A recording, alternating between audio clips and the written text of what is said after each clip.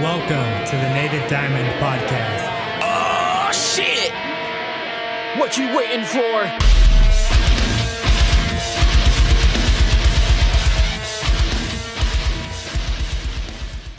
Please don't forget to like the video, hit subscribe, ring the bell. That way you're notified every time I drop a new episode of Native Diamond Podcast. Feel free to drop a comment because I love hearing feedback from you guys. Without further ado, let's get into today's episode. What's up, my dudes? Seth Mick here. This is Native Diamond Podcast. And on today's show, today's guest is Michael Skaggs from the band Outline in Color, post-hardcore band from Tulsa, Oklahoma. What's up, guys? Thanks for being on the show. I appreciate it. How I start off every episode is I do 25 icebreaker questions. They're either ors. You just say the first thing that comes to mind. In Living Color or Saturday Night Live? Saturday Night Live. Bill Murray the actor or Bill Murray the band? Definitely the band. Justin Bieber or Shawn Mendes? I gotta say Bieber, but I love Mendes. The Ghost Inside or Currents? Currents. What's a song that you know all the lyrics to? I mean, there's thousands. I think I saw an ad like when I was a little kid that it was on TV and it said something like that. By the time you die, you'll have memorized the lyrics to 4,000 songs that you never intended to learn the lyrics to. Me Baby One More Time is the first one that just popped into my head right now. So that's what I'm going with. Sick Breakdown or Sick Solo? Breakdown. Solos are overrated. Your favorite pop song? Boyfriend, Justin Bieber. Seosin or Alexis on Fire? Seosin. August Burns Red or Issues? Probably Issues. Those are so different. Favorite Silverstein album? What's the one that has like the robot? What is that one called? Wait, no more. That one. Either that one or the one that had was it Lie in Your Sleep? Still remember the music video for that one with like the chrome microphone on the stand and shit. What's your favorite Twitter account? Oh shit, the Share Zone. Who would win in a fight? Incredible Hulk or Superman? Superman probably, because like laser eyes. Census Fail or The Used? Man, if you would have asked like 16-year-old me, I would say Census Fail, but today I'm more a fan of The Used. What's the worst way to die? Slowly, in agony, pain. I've seen it on a couple shows where they make fun of it, but like that situation where you get hit by a car and like all your organs are held in place by the car so they can't move the car, but also you're dying. So like that's perfect. They die or they move the car away. That's probably the worst way to go. Very grotesque, but great answer. SpongeBob or Rick and Morty? Rick and Morty. Star Wars or Lord of the Rings? Star Wars. Circle Pit or Wall of Death? Circle Pit. The Amity Affliction or Silent Planet? Silent Planet. Dance Gavin Dance or Hands Like Houses? Dance Gavin Dance. Which one do you prefer to play, a festival or a club? Man, that's really hard. They're so different. Like I love the intimacy of playing a club, but festivals are like some of my favorite memories. Probably festivals. What's the worst American food? Oh man, there's so many. Probably pizza rolls. The Angry Beavers or Hey Arnold? Oh man, I liked Angry Beavers a lot, but Hey Arnold is super awesome. What's something everyone loves but you seem to hate? Oh man, there was this show that I think it's called The Wither or The Witcher that came out, and like everybody was talking about it. It was like all over the internet. Like my wife's sister was watching it, my wife was watching it with my sister, and me and Austin, like we tried like 3 times to watch the pilot episode, and like we just like could not get into it. And finally we just looked at each other and we're like, we can't do this. Gave up on it. But so many people like it and we're just not into it at all. Low gutturals or high screaming? High screaming. Pierce the Veil or Bless the Fall? Pierce the Veil. What's the most annoying band ever? In relation to their music or like them as people? Either or. I'd never really thought of it like that. If it's music, I would probably say like Broken Side. I know a couple of the dudes in that band and they're totally cool. I think that their music is like intentionally that way. that's my icebreaker questions. Thanks for playing. Do you feel warmed up now? Absolutely. What have you been up to lately with all this stuff going on that's crazy in the world? Man, it's kind of crazy because I kind of have to like roll back to like November, but we were on tour, and long story short, we recorded a single with Andrew Bayless, and like as soon as we finished it, we were like, we're going to do an album. Like we have to do an album. So like right in November, we decided that we were going to record in February. So like we put deposits down, we got the investor situation lined up, and we spent from the beginning of February until like March 8th in the studio, like working on music. And literally like March 10th, March 11th, I think, is when stuff started getting crazy with like COVID. And so like we just like missed it. And so like there's a lot of bands like right now that are like, you know, taking advantage of the time and like getting as much like recording and writing as they can out of the way while, you know, there's no touring. We just kind of like happened to just miss it, which was, you know, in a way extremely fortunate for us because it didn't really like affect any plans we had other than that we'd really like to be on tour right now. You know, we just kind of, we had already made a plan to release music, to record music, and it just kind of worked even though we were locked down. The only thing that it really messed up was we had some music videos we were supposed to do in March, and the producer is in New York, and like the lockdown in New York prevented him from being able to travel to us. You know, that just kind of postponed things like a month or two or whatever. You know, we've just been working on like music videos, working on the rollout for our new EP, and that's really pretty much it. Been doing a lot of gardening. Normally I don't get to do much because, you know, I go on tour and, you know, my wife's busy too and she can't always take care of my plants and, you know, stuff just dies. So I hate putting the work in and the love in and then coming home from tour and seeing something die. So it's been kind of nice to invest some time into that. But other than that, I've just been working on music and, you know, trying to make the most of like not touring. Have you been watching like any TV shows or anything like that? Yeah, I've probably watched more TV than I have in my entire life. What are some honorable shows that you've been watching? Have you seen The Boys? Dude, so many people have recommended that to me. What's that about? It's basically like if a corporation owned and managed superheroes the way like the NFL like manages sports teams, or not manages but oversees, you know. You have all of these superheroes that are basically doing vigilante work as a team, and you kind of see like the fucked up side of like each individual, you know, how they're not really superheroes, they're just like people that have super abilities. And all the while this corporation that owns these superheroes is slowly moving towards like moving their superheroes into like the military. And it's just like, That's really cool. kind of that, like that's a really terrible synopsis, but the characters are great, like the special effects are great. It's just a really good show. Like I'm waiting for season 2. It's supposed to come out really soon.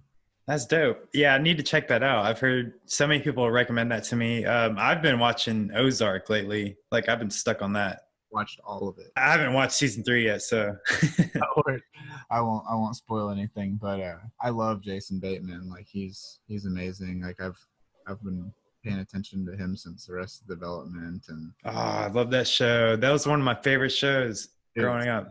Man, like that's like a band favorite. Like we don't watch it that much anymore, but back in the day it used to be like Family Guy. We could just like put it on and fall asleep to it, you know. Yeah, so shout out Arrested Development, also on Netflix. I think you guys should check that out as well. I was so stoked when I saw the new seasons popping up. What, they put out like 2 new seasons through Netflix? Yeah, and the first one that they did was like really weird because like every episode was like from the perspective of a different character, but it was all basically roughly the same timeline. You see, like, I mean, it's kind of how the show was, you know, there's always like different plots and everybody was unknowingly like fucking with each other, you know, but like they like took like a real intentional like viewpoint. The music at the beginning starts, and when it's like it's Arrested Development, it'll be like it's Tobias's Arrested Development, and then Yeah. the whole episode is like from his perspective. It's really cool. Like it was a cool way to like make not very like a simple scenario last like 8 episodes or 10 episodes or however long. It was great. And they had like such an all-star cast. I mean, you had Michael Cera, David Cross, Jason Bateman. Yeah. I mean, geez. And they brought them all back for those extra seasons. Like, I mean, God knows what that would have cost. Like, even when the show originally came out, a lot of those actors were like kind of probably out of the show's league, you know? Oh yeah, definitely. Will Arnett was like on his way to stardom when he was on that show for sure. Do you listen to any podcasts at all, or? Yeah, I've been slowly getting into Your Mom's House. Like a lot of the dudes in the band listen to it, and it's been something that like a lot of our jokes have kind of like stemmed from. But like most of the podcasts that I listen to are like Tim Ferriss show, Gary Vee, like self-help kind of stuff. And I don't really get into them like super often. It's usually like on a long plane flight or a long drive or something where I need to like zone out for a few hours, and it's like I feel like it's a productive use of zoning out, you know? Yeah. I can zone out for 4 hours of driving and like pick up some like self-help out of it. Like it's a win. Obviously I like podcasting because I do it, but I've gotten more into it just because I like having the conversation in the background, because most of the time I'm like by myself doing shit. Yeah. And it makes you kind of feel like you're not really alone. I don't know if that sounds weird, but oh, I totally get it. Austin, our drummer, he lives with me, and he's always got his headphones and he's always listening to the podcast. Like I kind of get it. He's like kind of a loner, so I feel like that's, you know, he probably relates to that. Yeah, definitely. Do you listen to like? Have you been listening to a lot of newer music? Yeah. So like I love Spotify because there's so many cool playlists, and the ones that I mean, there's tons of individual users playlists, but the ones that Spotify curates are usually pretty cool. There's a good mix of like new bands and old bands, and I've been listening to like the all new rock playlist, new playlist, and new metal tracks. But I really like the new Fever 333 single, Supremacy. Oh yeah, okay. Nothing surprises me with Fever. Like they could put out any kind of music and I would be like, fuck yeah. Like, you know, they've just kind of like established themselves in that way. So I mean, I wouldn't even say that the song is like that crazy different than anything else that they've done. I love the vibe, and the lyrics are amazing and incredibly on point for the timing. And I've probably played the hell out of that song. Have you checked out the new Ghost Inside? Yeah, dude, it's really awesome. You know, it's kind of weird. Like I was never I wouldn't say it was because I like gave him a fair shot, but I was never really like a big Ghost Inside fan coming up. Ghost Inside fan coming up, but I really like the new stuff, even though it hasn't been a band that I've personally been like a huge fan of. Like other people in my band have definitely been huge fans, and that influence is carried on into our music. So I was kind of disappointed because on Twitter, you know, cancel culture is so huge now, and it's like you're held accountable for shit you said back in the day or whatever. But have you kind of looked into that drama at all? Yeah, I mean, I saw it unfold. You know, I think that like people should be able to grow, you know. Like I said in the very beginning, I think it may have even been before you pressed record, but you know, I grew up in Oklahoma, and you know, the race riot was here like 100 years ago. You know, like racism is very much alive here. There is progressive nature here as well, but like this is an inherently like racist part of the country.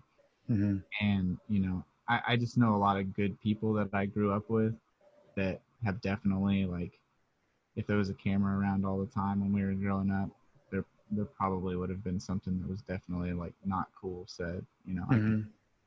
I can't remember specific like instances, like from my childhood, but like I know it was always around.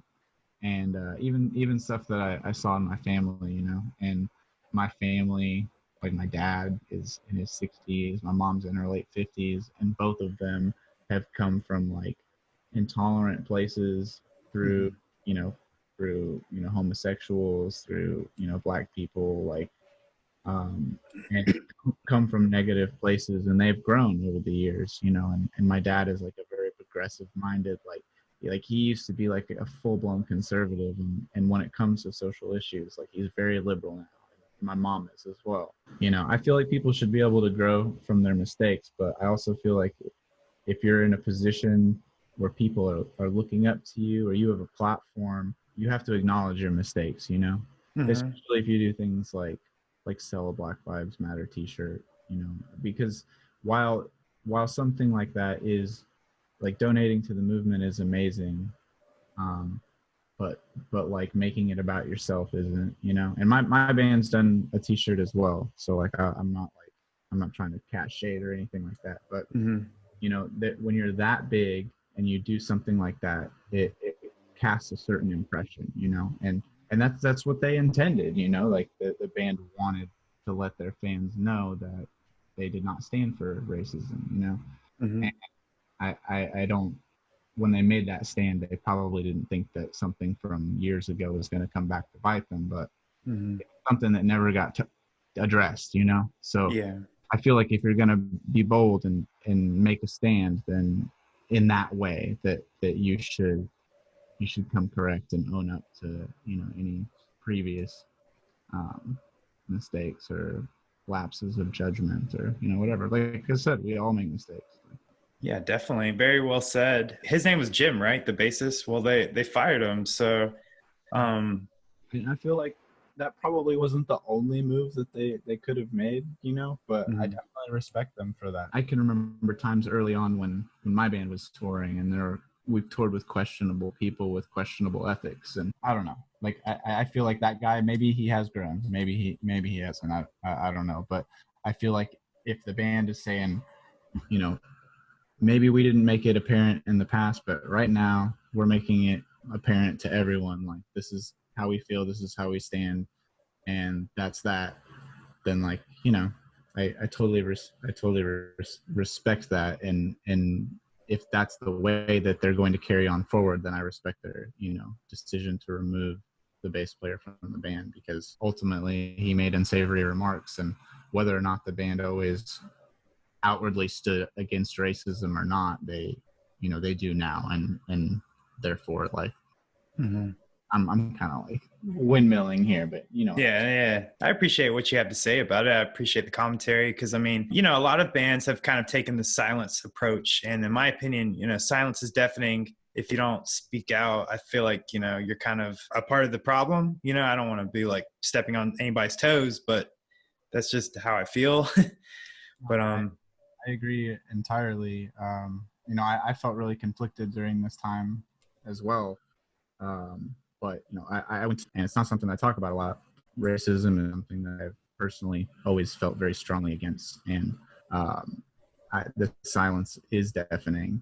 And I took part in a lot of open discussion classes in college where it was white people, it was black people, it was people from all over the world, all different kinds of backgrounds. Some people that probably were racist and maybe didn't know it, all in the same room.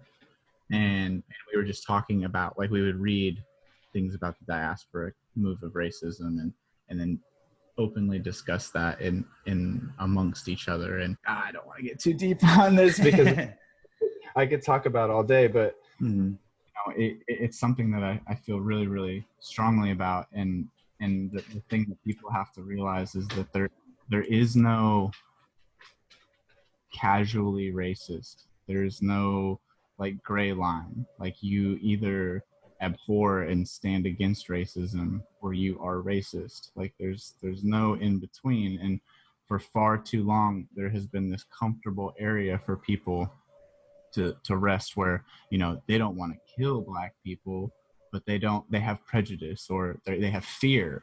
And, you know, with those types of people, they need education and they aren't lost beyond redemption. But like the first step into moving forward and being better is acknowledging that it exists, and it definitely exists. Like I live in Oklahoma, like I'm telling you, like it people are racist and go their whole lives thinking that they're not, and that perpetuates the thinking, and that moves on to their kids and their kids, and it's just such an important thing. And I've been trying to talk to like my white friends like more about it, because it's every white person wants to talk to like a black person about like this right now, but and that is important, but like white people need to be talking to other white people about racism, you know, like it's not going to stop until the thinking changes. And I'm already getting too fired up, man. I'm sorry, but No, you're good. It's all good. Important to me, and I'm sick of seeing people get treated unfairly, and I'm at the point where if I don't shut my mouth, I feel like I'm complicit. Mm-hmm. I appreciate it because I feel like it's a conversation that needs to be had, especially in this time in America. It kind of affects everyone. I mean, I'm a person of color myself. I mean, I'm not black, obviously, but my she's from the Philippines. So I've kind of had to deal with shit like that my whole life. I used to have to, you know, try to help my mom speak to like people at the bank or the grocery store or whatever, because her English wasn't that great. So I had to like kind of be that middle guy, and I've experienced it myself. It's very racist in the Carolinas. Absolutely. So I'm sure you kind of know that by living in the South as well. So very long-winded way to say, but I agree with you. I feel like it's a conversation that needs to be had. And, you know, I appreciate you sharing your experience. We'll kind of segue from that topic or whatever. I want to know more about the band and what are some of your influences? We're kind of all over the place. Like CJ, our guitar player, he's into like artists like Poppy and CKY and like Alexis on Fire and like a lot of like more older core stuff, and then kind of the more obscure new stuff. John is like scene through and through, like he could tell you every obscure scene band throughout the ages, and like every like underground band that like should probably be a headliner, he knows all about them. Like Austin, Austin's all over the place. He has like his own musical taste, and some of it's like super old. Like he'll listen to like 60s and 70s music sometimes. I don't even know. It's weird. I'm kind of like all over the place. Like I've really been inspired by hip hop for most of my adult life, but I grew up on metal, so I've kind of always like kind of been on the line of obscure hip hop and obscure like metal and metal infused rock genres. Mm-hmm. So it's kind of weird. Like none of us really like when we're on tour, there's very rarely a time where like somebody puts a song on the radio and everybody is singing along. Everybody has their own playlist when they plug in and drive or whatever. It's kind of weird. What kind of like hip hop were you like kind of into or still into now? So like I grew up on like Bay Area rap, like Andre Nicotina, Mac Dre, Equipto. That was kind of like my scene. But as I've gotten older, I still like bump that stuff. But like, you know, those guys are old or dead and not really putting out that much music, or some of them are putting out questionable music in their life. But I listened to the hip hop caviar or rap caviar playlist on Spotify a lot, and there's a lot of like brand new. It's mostly brand new stuff. So I'd say I listen to a combination of like the lyrical lemonade kind of wave of hip hop combined with like top 40 hip hop. Mm-hmm. Yeah, that's dope. Yeah, we listen to a lot of hip hop in the kitchen. Like I'm a chef, so like a lot of people listen to hip hop. They don't really listen to like the metal stuff, obviously. So like if I put that on, everyone's gonna start trashing it. So. Yeah, there's something about like the way I listen to most hip hop is so much different than the way that I listen to other kinds of music. Mm-hmm. It's like it's almost like synonymous with like the way people receive like EDM, Mm-hmm. Like there's not like a lot of in most EDM, there's not a lot of lyrical feel. It's like emotion that's conveyed through instruments, and um at least like the like the club and festival circuit is more like get going, get excited, party, and like I feel like the same way about hip hop. Like I'll throw hip hop on when I'm working because like it'll establish like a vibe that I can like kind of nod my head to, and I enjoy listening to it. I enjoy the melody, but also it's like not so much in my face that I can like focus on working. And I don't know, like that's kind of always what hip hop's been to me. And then there's times where I listen like more critically and I take more out of the lyrics and stuff, but there's just so much stuff that's on the radio that it's written like pop songs, there's not really like Bad and Bougie or like whatever. There's nothing like really there. It's cool. Like it's like, it's a cool song. The music video is dope. Like the flow is cool. The beat's sick, but there's not really like a message there, It's just describing like partying or a good time or like a girl or like whatever. It's not like emotional, Yeah, definitely. Yeah, I understand. It's kind of like more like party music, just hanging out. Don't really have to think about it. Like people who hate on like Lil Pump, like Lil Pump's trash. Like his trash. Nobody's gonna argue that his lyrics are like thought provoking, but like, definitely. But 78% of the world can listen to Gucci Gang and be like, yeah, and vibe. Be like, all right, I can fuck with this. Yeah, definitely. It doesn't have to be good. Like you can just like kind of fuck with it. It's fine. So I kind of got somewhat of that vibe in your production with like Alibi. We'll just say it kind of felt like that starting off. Do you guys kind of hone in on those influences on your newer stuff now? Yeah, I would say so. I'm taking more of a predominant songwriting role on these songs. We worked with Andrew Bayless and he co-wrote everything with us, and me and John bounced stuff off of each other. But I had been writing previous to this album for a long time, and I had written a bunch of songs and lyrics, and I just kind of take my influence, and then it kind of goes through the filter of everyone, and that kind of like makes it outline in color.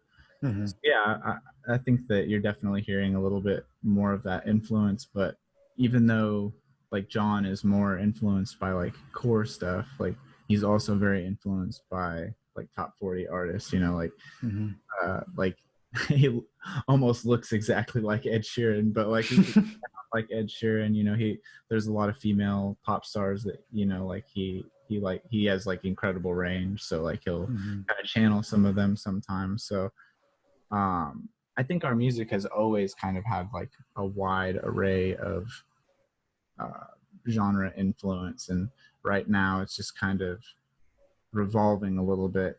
I think as more songs on this CD come out, people will kind of start to see that like there are some more that are in the Alibi like kind of vibe. There's a lot of people that already, we've put out a couple singles and they're like, oh, you guys have changed, like you guys don't make heavy music anymore, you only scream for 15 seconds. And it's just like, yeah, just wait, dude. Like and I don't really care, like people will hear it when they hear it, but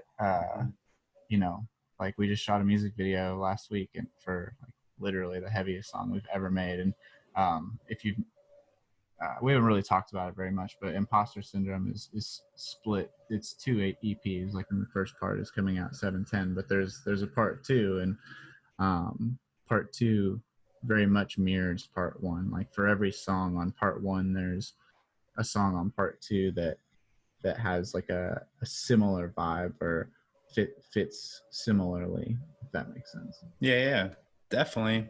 Do you think it's kind of important now, let's just say like newer core bands, to kind of follow that formula of like top 40 kind of like pop kind of sounding stuff just to be relevant these days? It really doesn't have much to do, at least from my perspective, to do with relevance. It's more, I mean, shit, my band's been around 10 years. We've got 4 albums and some EPs. We've got like 60 or 70 songs out, you know?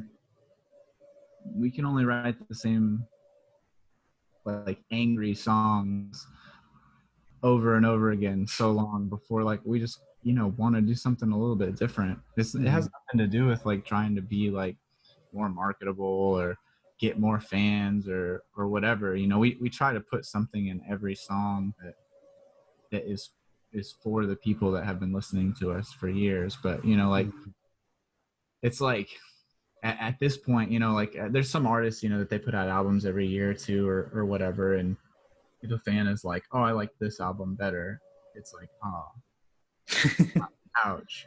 But like with us, it's like when people say stuff like that, they're like, oh, I really liked that album you put out 10 years ago.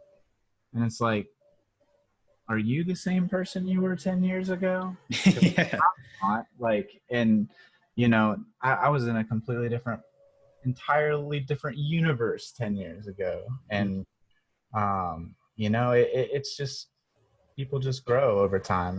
And I think that if people are honest with themselves, that's true of every single person, whether you make music or not. And, you know, as I get older, even the person I was a year ago or 2 years ago, I'm like, sometimes I'm just like, what was I thinking? Like, so, you know, just to think that something that I did 10 years ago would be compared to something that I'm doing right now in a completely different capacity is kind of it's like comparing apples to oranges, you know?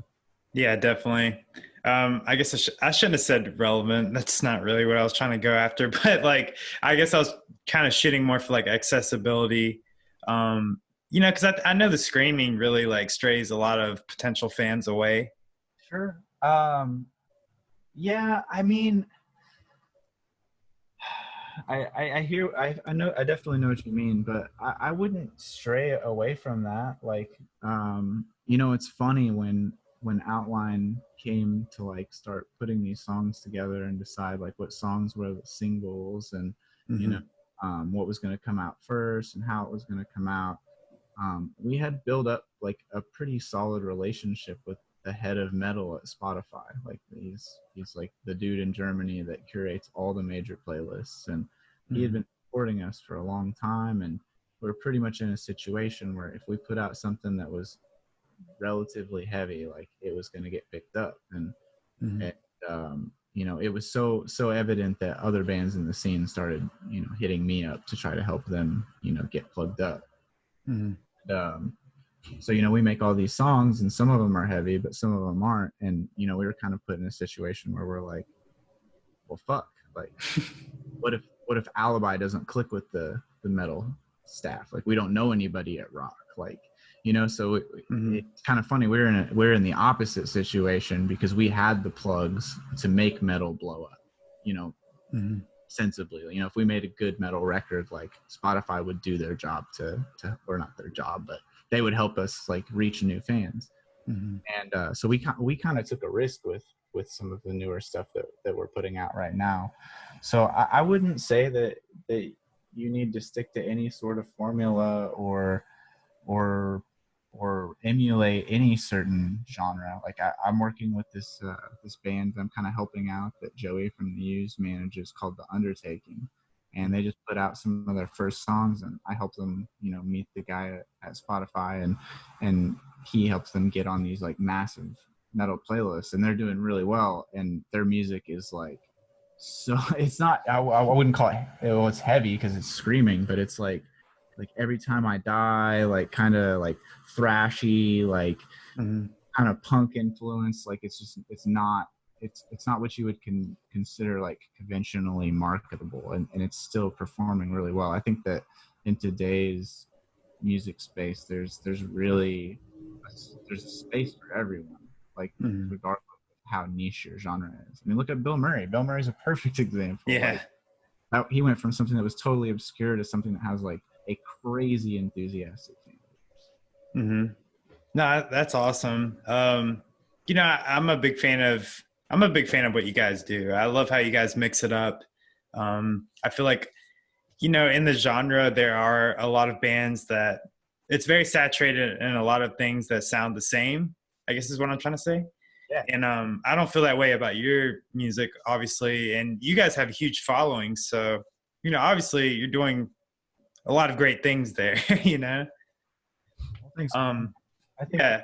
we've never really wanted to bite too hard on other artists in the scene, you know, because ultimately, like, since we started, and every band starts and they're like, oh, we want to be the biggest band ever, you know, but you know, when we started, there wasn't kind of Mice and Men, there wasn't the Secrets, there wasn't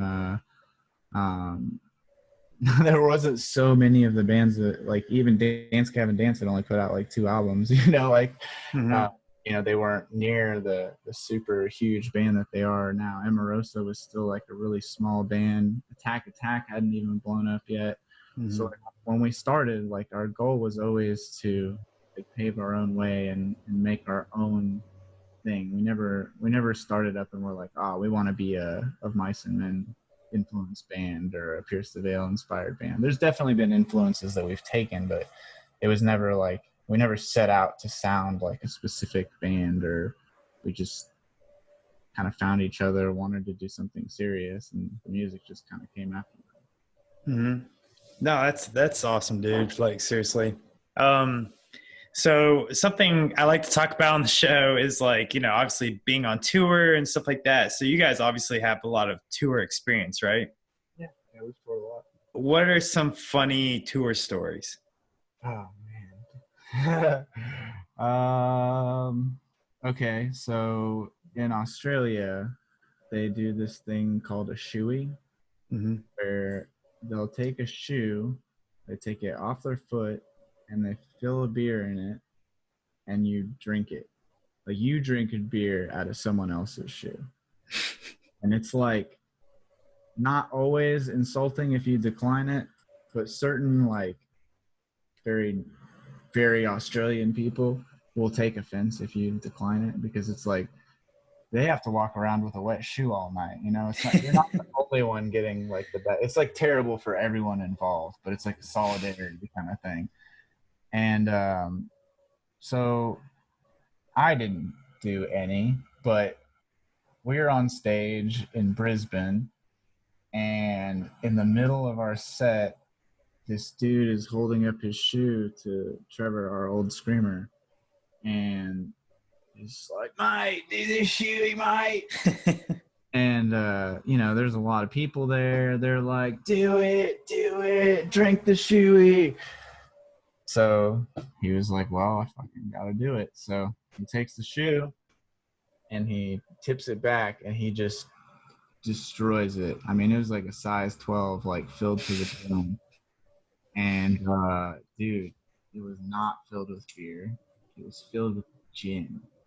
Oh shit. Fucking shoe full of gin. And that was probably the end of the fun of that night. Jeez. So like it's not actually a tour story, but it's subsequent from touring. I went to Japan, and we had this tour manager that speaks very limited English, Tatsu. And awesome tour manager, got us all the places we needed to go, sold merch for us, made sure everything was good, made sure we were fed, had places to sleep, but like very limited communication between Japanese and English. But he was so awesome, and we had a great trip, and we connected like deeply, even though there wasn't like the language barrier was so like strong. And anyway, like, he had worked for Secrets, and he had worked for Bad Omens, and he was coming to the US to work on tours in America for basically the same reason, because like he was such an awesome guy and so good. In bands in America were like, we'll still take him on tour, even though the language barrier because he's awesome. Mm-hmm. Anyway, we get home from tour and he's like, I'm coming to America. I'm going to be in Vegas for 3 days. I'm going to stay with you. And I was just like, awesome, man, for sure. I understand. So like he comes to town and like I'm like, I'll pick you up at the airport. Don't worry about it. And he just shows up at my house. Like just he got a rental car and just like shows up. And for like 3 days, like he barely speaks and just like basically lives on my couch in the hallway. Barely speaks, watches his phone, and like had like a couple things that he wanted to do. One of which was going to Panda Express. That guy from Japan comes to America and all he wants to do is go to Panda Express. Wanted to go to a casino, so I took him to the Hard Rock. And this guy has no idea what he's doing. We go down to a table and it's like a weird rules poker. So like they draw and he's like, oh, I won. And the guy is like, oh, dude, like I can't even take your money because like you don't even understand how this game works. Like, I want to play roulette. So I was like, all right, we'll play roulette. So I take him to roulette. And the dude wins like $600 in like 5 minutes, just like straight beginner's luck. And he's just like, I'm good. Let's go. So we leave. And then on the last day, he wants to go to the Grand Canyon. And I had just like moved into Vegas. It's so fucking hot. And I had a bunch of work that I had to get done. And I wasn't able to go with him. And he was just like, it's okay. I'll go by myself. So I take him to the airport at like 4 a.m. He gets a rental car. He drives all the way to the Grand Canyon, like 4 hours, spends like 30 minutes there, takes a picture, buys a postcard, and comes back, crashes on my couch and leaves. That's crazy. It's just so weird because he's just like such a nice guy that I wanted to make sure that I extended hospitality to him when he was in America. But like the language barrier was still such a thing. So I basically just allowed him to do his thing in my house while he was in Vegas. But it was still really cool. But just like such a crazy cultural shock from like, you know, going from being in Japan and being in his comfort zone, living in the world and being like, you know, totally shell shocked, and then come to my house and be in the same situation. Right. Did you ever feel like that? Obviously, when you went places, like what were some places that you were like, holy shit, like I'm totally out of my zone here? You know, in Japan and Australia, the people are so friendly, like overwhelmingly friendly. So like, it was very obvious that I was not home, but I felt very comfortable. Surprisingly, there were places in England where people would be able to spot out that we were American right off the bat. And because of the climate, like they were like not stoked that we were there. Isolated incidents, like most people were like super chill, but like it was definitely something that we experienced. Like some lady told me I was in the wrong country one night after a show, and Jeez. it was kind of weird, especially, you know, because it's England, you know, it's like technically birthplace of America, and like, Right. you know, like I don't know, you would think that it would be somewhere else, but everywhere else we've traveled, we've honestly been treated with incredible hospitality. We went to Amsterdam 2017, I think, 16, 17, and it was like the best hospitality we had ever. Like they had like a buffet of food, like clean showers, like stocked green room, and they just like kissed our feet the whole night. Like it was crazy. We felt like real rock stars for a night. That's awesome, dude. What were some like the biggest shows that you guys played? Like who are some bands that you played with? We played the Artery Showcase at South by Southwest a couple times. We played with Beartooth and Micah Relocate, and did like South by or So What Music Festival, and you know all the everybody plays that, like a Mirror and Sleeping with Sirens has played it. That was like the first reunion show Under Oath did was one of the years that we played. We played this show in Tulsa at like our really big ballroom here. It was like the Fight the Silence tour with Memphis Mayfire, like back in the day, and it was like Memphis Mayfire, Skylit Drive, For Today. Shoot, I can't even remember who all was on that tour. Dance Gavin Dance. I'd say we played with just about. We haven't played with Bring Me the Horizon. We haven't played with Sleeping with Sirens. We haven't played with Pierce the Veil, but pretty much every like scene band we've played with at least once. Who were like the coolest guys that you guys played with? Kingdom of Giants is like, to this day, like they were one of the first bands we ever toured with, and to this day they're still like the coolest people that I've probably ever met. They're so nice. Slaves are awesome guys. Like Colin is like a really good friend of mine. I've known all the dudes except for Matt for a really long time, and I got to know Matt pretty well on the last tour that we did with them last year. Shoot, we just met Kaylee from Rivals recently. She did a feature on one of our songs and shot a music video with us. She's a really sweet girl and really awesome. There's so many others. There's some really terrible people too. I won't ask about those. We won't blast those people. I kind of did a little bit of research, but it was like Wikipedia, so how valid is this shit? But so when you guys were kind of gaining traction, was it the Lady Gaga Bad Romance cover that kind of kicked it off for you guys? So we started doing the EP, and somewhere along the lines, like Lady Gaga was popping hard. It was like right when The Fame was coming out, and like every single came out just bam, bam, bam. Like music videos were insane. Like when she was like the biggest artist in the world.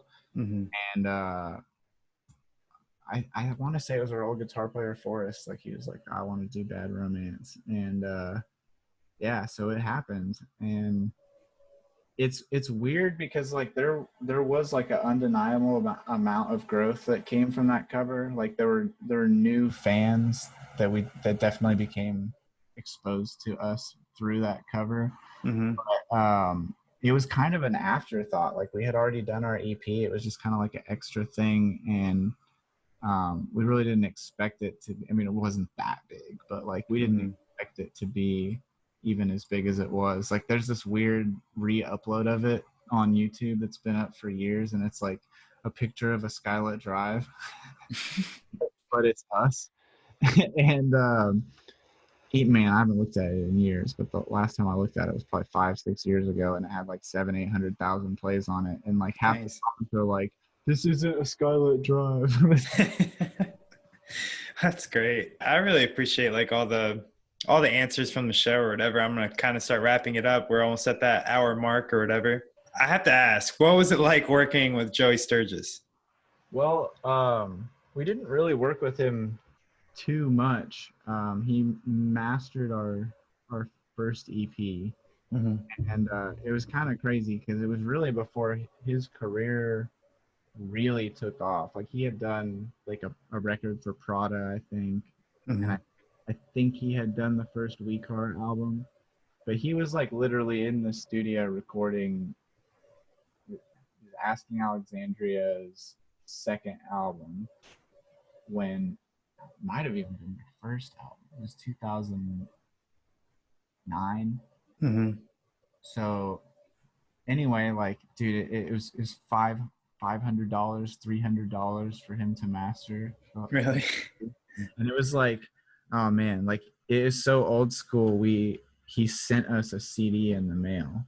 Like it was before he was living like way out in the middle of nowhere, and his internet connection wasn't like solid. It was before he even had a cell phone. Like so he had to mail us a physical CD. CJ still has it somewhere, but like that's how we got our masters, delivered through CD. But I mean, we really didn't work with him too much. The only thing that was like kind of notable was he was in the studio with Asking Alexandria, and like if you've ever been in the studio with a producer, a lot of times they've got like other work that they have to like get out while they're working with an artist, like mixes or edits or changes or whatever. So like he had our session open while they were in the studio one day, And it was when those big reverse gated snares were like a thing. The like Yeah. And one of our songs, Every Voice Should Collect Knives, he sent us a render of it, and it had like 50 of them in it. Like it was like every snare in the entire and like we were like, wow, like Joey Sturgis put like time into our song, but it was like so overkill. And we were like, could you take like half of those out? And he did, but it was just like, wow, like, man, I wish I still had the render, because if you know the song, it's just, it was every snare in the chorus. Oh, that's great. What are some favorite songs from your discography that, you would recommend people that don't know your music to get into? The biggest song that we've ever put out is Eat Your Heart Out. It's off our album Struggle. I think more fans get turned on to us from that song specifically than most of our other songs. But newer genre stuff, Ghost of You, Breaking the Silence, I feel like both of those songs are like pretty consistent with our old sound, but also progressive in a new way and in the direction that we're kind of headed. Explain your involvement with the writing or whatever. I saw that there's been a lot of like lineup changes and people doing this job now, people doing that job. So what is currently like your job with the band?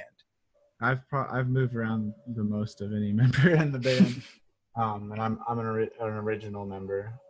So my role has like changed over the years pretty dramatically. When I first started, I was playing synth, and I was contributing not all of the synth lines, but a lot of synth lines and a lot of melody for the earlier stuff. Some of the stuff like on the EP and Injury of Wolves. Our second album, Masks, was kind of a weird situation. Like our label really rushed it and we had to produce it remotely. So my involvement was a lot less on that album than albums before it. And then Struggle, it was the first album since Jury of Wolves that we like actually took a lot of time to write, because we had it available to us. And we went to Cameron Mizell to produce it, but prior to going to him, we spent like a whole month in pre-production recording all of the songs ourselves. And CJ, our guitar player, is a pretty established producer. So we learned a whole lot in that process. And after doing that and working with Cameron Mizell, we were like, we had a great experience and he helped elevate us, but we also learned a lot, like, through that experience. So that's kind of what led to the last album, the self-titled album, that was done completely within the band. We didn't outsource anything. So it's really kind of changed dramatically over the years, not just my involvement, but the entire arrangement of how we record music. So it's hard to identify even constants, like throughout each release, because every release has been so inherently different in every aspect, through the writing to the recording to the release and touring and implementation of a rollout, but like right now, I would say that I'm one of the primary songwriters. I write, I wouldn't say the majority, but a lot of the lyrics. I also contribute a lot of a lot of melody. Me and John kind of meet in the middle on melody. John has this way of, I'll write something that I think is like pretty good, that I feel pretty good about. John has a way of like taking that idea that I had and making it into something that like is better than I even thought that it could be. So I really like that. A lot of times John will even take ideas that I kind of are remiss myself, like I won't really think. The way that I write, I just put everything down. So there's certain things that hold more weight to me. Like typically it's things that I put more thought into, which honestly, like the things that I put the least amount of thought into are typically the ones that turn out the best. But John will just like look at my notes and he'll see something that I thought was kind of like a throwaway, and then he'll turn it into something beautiful. And so I hesitate to say that I'm the songwriter, because I couldn't do it without him, and he couldn't do it without me. And we both couldn't do it without Bayless, like in the way that we're doing it now. So it's kind of hard to put a finger on it, really. Mm-hmm. Well, that makes sense. So yeah, I appreciate you being on the show. Thank you for taking the time. So we started it in a fun way. We're going to end it in a fun way. And this is a question I like to ask everyone as we leave. So what is like the last wish that you would have before you die? If you could like have anything in the world, tangible, whatever, what would that be? If I got like a wish and there were like no conditions and it was my dying wish, that I would want to like make a wish for something that like impacts the world, you know? Whether that be, I mean, like racism is obviously like on everyone's mind right now, but there's any multiple, like ending world hunger, ending racism, like ending war, like, you know, there's a lot of things that I'd love to just like end if I could, you know? Solid answer. I appreciate that. Any final thoughts that you would like to leave the viewers with, your fans, anything you want to say before we head out? So our next single, Punishment, drops on June 26th. So this will probably be out by then. So check out Punishment. It's featuring Kaylee Wolf. And there's a really sick music video that Eric DiCarlo did for it. He's done videos for like Attila and Body Snatchers and some really sick bands. So check it out. Nice. Well, then again, that was Michael Skaggs from the band Outline and Color, post-hardcore band from Tulsa, Oklahoma. Go check out their new single, Alibi, and get ready for the new EP dropping July the 10th. Thanks again for being on the show, Michael. I really appreciate it. If there's anything I can do for you guys, please let me know. I appreciate you, man. Thanks for having me. Well, that pretty much does it for today's episode. Thank you guys so much for tuning in. Please like the video and subscribe. That way you don't miss a new episode of Native Diamond Podcast. And until I see you guys on a future video, shine on. Oh yeah.